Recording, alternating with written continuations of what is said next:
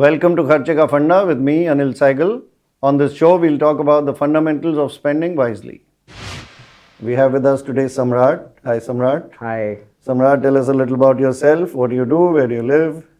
So this is a very basic question that everyone has asked. What do you do?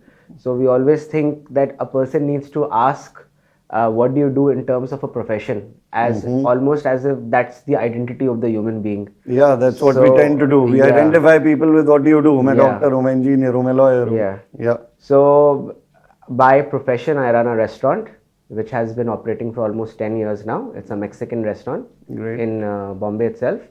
Very good. But that is what I do for a living. But how I want to live is what I like to do.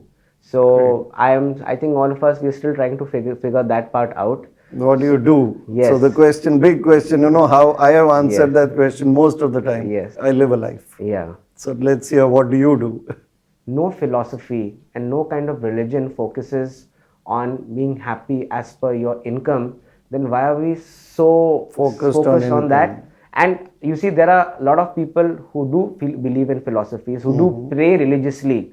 But if you're praying and if you're believing in a philosophy, then why aren't we doing it the right way? I'll tell you, I have the answer for you. Yeah, please. It's capitalism. Yes. There is a biggest religion of the world is money, is capitalism. Their God is money. So that is what they've been promoting. So you carry on now. So in that case, there is no religion. We are just following capitalism blindly without even knowing about it. Exactly. Because in my definition, if everyone is born equal, then everyone is also born equal for achieving happiness or having a peaceful life. So that does not mean that if a person is not earning a very, very good wage, does not mean that he doesn't have the right to be happy or to be content. So that is a great inequality that the world has developed because of your capitalism. Yeah. The religion of capitalism. Religion of capitalism. So your perspective on money is this, that you think money is not really a necessary thing to be happy. But having said all that, I agree with you in everything you say. Right. But it's easy to say on a full stomach that money is not needed to be happy. Right. What do you say to a person who is suffering in the famine in Maharashtra? What do you tell that person, that you don't need money to be happy? That is a little difficult for me to digest. So see, it's very unfortunate that there is such great inequality in the world, and there are people who genuinely are in acute shortage of even the basic requirements. So this is where we have to draw the line between a need and a want. So if I have to go really to make a comparison, I need just 3 meals a day. I need a roof over my head, and I need basic clothing. This is the need of a basic human being. But if I want, I could want to be living in a penthouse. I could want to be eating food in a 5-star hotel 3 times a day. And wants are exponential. They are infinite. They will never have any kind of end. And I sincerely feel that if you are happy because of your own success, if you have some way of sharing this happiness with other people, your happiness only gets multiplied. It gets broadened. You have many more sources to be happy.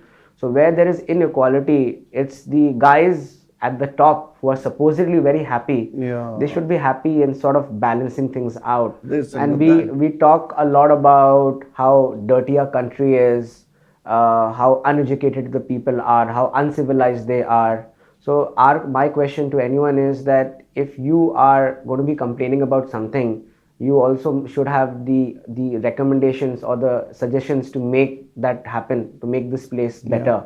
So if you're going to be always complaining and never giving back, then you don't have the right to actually complain. So you've been doing things in this direction since you're a young person. You have more invested in the world around you than we have. You have more years on this planet. You have more chance to make a difference also at the same time. So I'd like to know in what direction you've been doing stuff in this respect. So basically, when we started our restaurant, it was my younger brother and me. We were very young. We were 20 years old with little or no idea of hospitality whatsoever.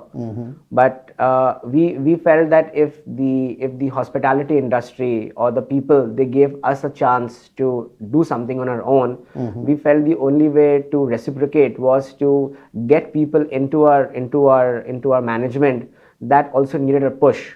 So if we had an option, we could pick up people from 5-star backgrounds with lots of experience, very presentable guys. What we realized that these guys can survive on their own. They don't need our help. If not us, they will find 10 other restaurants to work at. So what we did is that we picked up people with very, very basic skills, very basic presentation, with maybe little or no vocabulary in English, no skills of that sort. And we realized that these guys will never have a chance to make it to an establishment of our level. Maybe they do when they're 50 years of age, 60 years of age, but they'll have to really slog themselves to even think of coming to that kind of level. Very good. So you gave them an opportunity Yes. that they would never otherwise get. Yeah, so for me, a restaurant, I might be feeding 5,000 people in a month or in a day. But for me, more important is the 50 people and the staff that I have, and feeding their families. And we are very proud that we are not doing Samaj Seva, but we are allowing a person or a human being with little chance to come to a level which he may not have had a chance otherwise.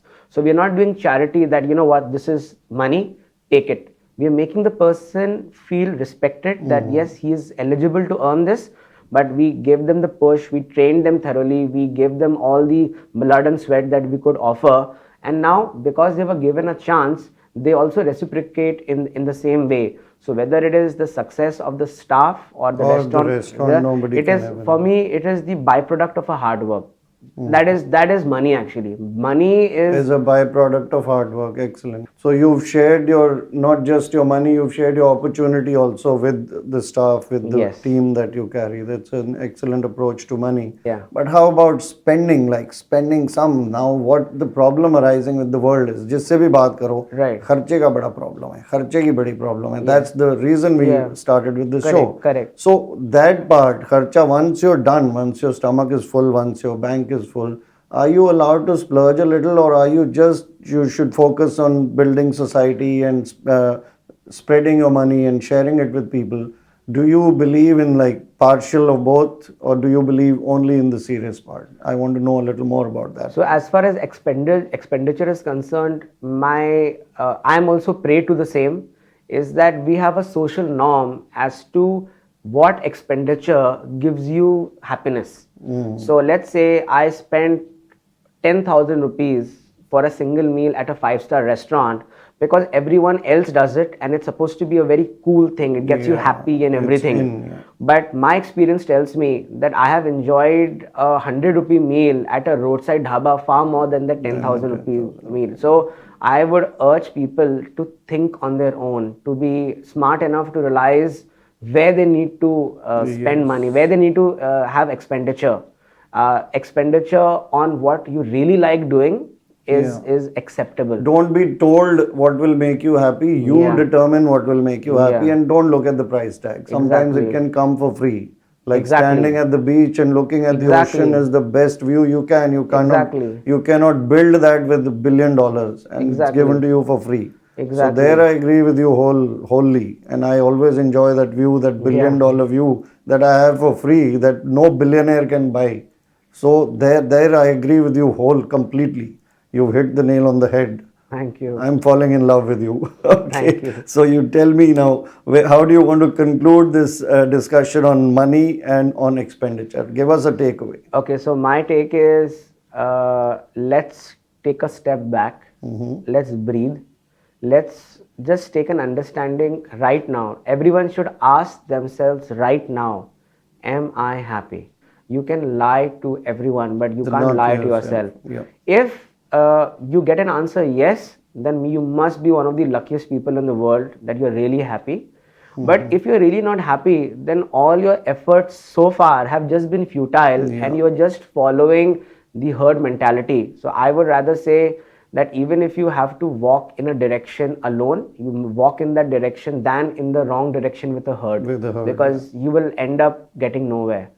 And personally, with whatever experiences I have had in life, I think we should switch from the comfort of a hotel, a 5-star hotel, to the comfort of a tent with a 5-star million view. Yeah. So Excellent. that's exactly I would say. Excellent, Samrat. Thanks a lot for coming and sharing your views on My money and pleasure. expenditure with us. And it's been a pleasure talking to you. Thank you. And My we'll pleasure. meet again and talk again soon. Yes, look forward. And before we go, funda of the day. Measure your success against your own goals, not against the goals and success of others.